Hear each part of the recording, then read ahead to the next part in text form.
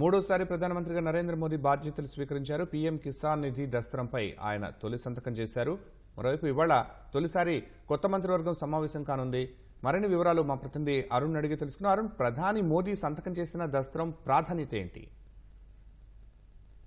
మూడోసారి ప్రధానమంత్రిగా నరేంద్ర మోదీ ఈ రోజు బాధ్యతలు చేపట్టారు. ప్రధాని కార్యాలయం అంటే సౌత్ బ్లాక్ లో ఉద్యోగులు, అదేవిధంగా ఉన్నతాధికారులు కరతాళ ధ్వనుల మధ్య ఆయన బాధ్యతలు ప్రధానిగా ప్రమాణ స్వీకారం చేసిన తర్వాత తొలిసారి ప్రధాని కార్యాలయంలోకి ప్రవేశించిన అనంతరం ఉద్యోగుల కరతాళ ధ్వనులు వారి స్వాగతం మధ్య తన ఛాంబర్ లోకి వెళ్లిన తర్వాత తొలి దస్త్రం పైన సంతకం చేశారు. దాదాపు 9.3 కోట్ల మంది రైతులకు ఉపయోగపడే విధంగా, రైతులకు చేయూతనిచ్చే విధంగా ఈ దస్త్రం పైన సంతకం చేశారు. 20,000 కోట్ల రూపాయలతో కూడినటువంటి నిధిని, కిసాన్ సమ్మాన్ నిధిని ఈ రోజు విడుదల చేస్తున్నట్లు 17వ ఇన్స్టాల్మెంట్ గా 17వ వాయిదాగా ఈ నిధి కింద జమ చేస్తున్నట్లుగా, రైతులను తమ ప్రాధాన్యత కింద రైతులకు పూర్తి స్థాయి ఆదాయం మెరుగుపడే విధంగా, రైతులకు సంబంధించినటువంటి విషయంలో తాము పూర్తి స్థాయిలో దృష్టి సారించామని, వారిని ఆర్థికంగా అన్ని విధాలుగా చేయూత అందించే విధంగానే తాము చర్యలు చేపట్టామని, ఆ చర్యల్లో భాగంగానే తాము ఈ రోజు 17వ వాయిదా కింద 9.3 కోట్ల మంది రైతులకు ఉపయోగపడే విధంగా 20,000 కోట్ల రూపాయల నిధులు విడుదల చేస్తున్నట్లుగా ప్రధాని కార్యాలయం ప్రకటించింది.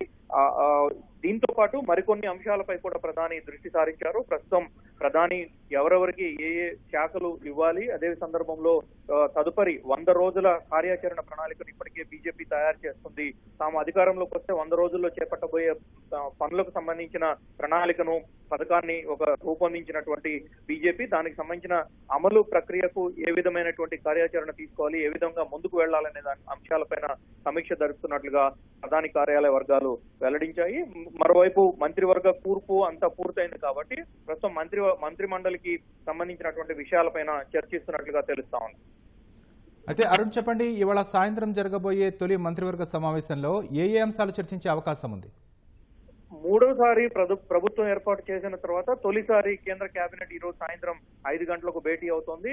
ఇందుకు సంబంధించినటువంటి కసరత్తు కూడా దాదాపు పూర్తయింది.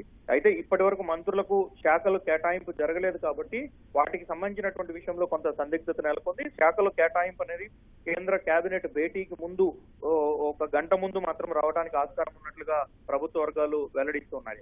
అయితే ఈ రోజు ఎజెండాలో ప్రధానంగా ఇప్పటికే కిసాన్ సమ్మాన్ నిధికి సంబంధించిన నిధులు 9.3 కోట్ల మంది రైతులకు ఉపయోగపడే విధంగా 20,000 కోట్ల రూపాయల నిధులను విడుదల చేసినటువంటి కేంద్ర ప్రభుత్వం అందుకు సంబంధించినటువంటి దస్త్రాన్ని కూడా కేబినెట్ ముందుకు తీసుకువెళ్ళటము, దాంతో పాటుగా మరికొన్ని అంటే 100 రోజుల ప్రణాళికకు సంబంధించినటువంటి విషయాలు, విదేశాంగ శాఖకు సంబంధించి అతి త్వరలో G20 సదస్సు జరగబోతోంది.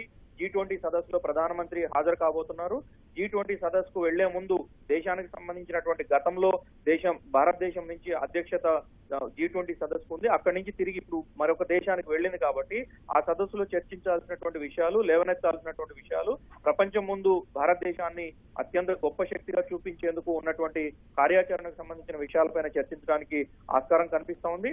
దీంతో పాటుగా తక్షణం చేపట్టాల్సినటువంటి కార్యాచరణపై కూడా చర్చించడానికి ఆస్కారం కనిపిస్తా ఉంది. అయితే వాస్తవానికి ప్రధాని కార్యాలయం నుంచి కేవలం కిసాన్ సమ్మాన్ నిధికి సంబంధించినటువంటి వివరాలు మాత్రమే వెల్లడించారు తప్ప కేంద్ర కేబినెట్ లో ఏ అంశాలు చర్చిస్తారు అనేది ఇప్పటి వరకు అధికారికంగా వెల్లడించలేదు. కానీ ప్రభుత్వ వర్గాలు వెల్లడిస్తున్న సమాచారం ప్రకారం అయితే 100 రోజుల ప్రణాళికకు సంబంధించినటువంటి విషయంలో తక్షణ కార్యాచరణ పైన దృష్టి పెట్టినట్టుగా, అందుకు సంబంధించి మంత్రుల ముందు ఒక ప్రణాళికను ఉంచి వారి ద్వారానే పూర్తి స్థాయి కార్యాచరణను ముమ్మరం చేసే విధంగా చర్యలు చేపట్టడానికి ఆస్కారం ఉన్నట్లుగా వెల్లడిస్తున్నాయి. ధన్యవాదాలు అరుణ్.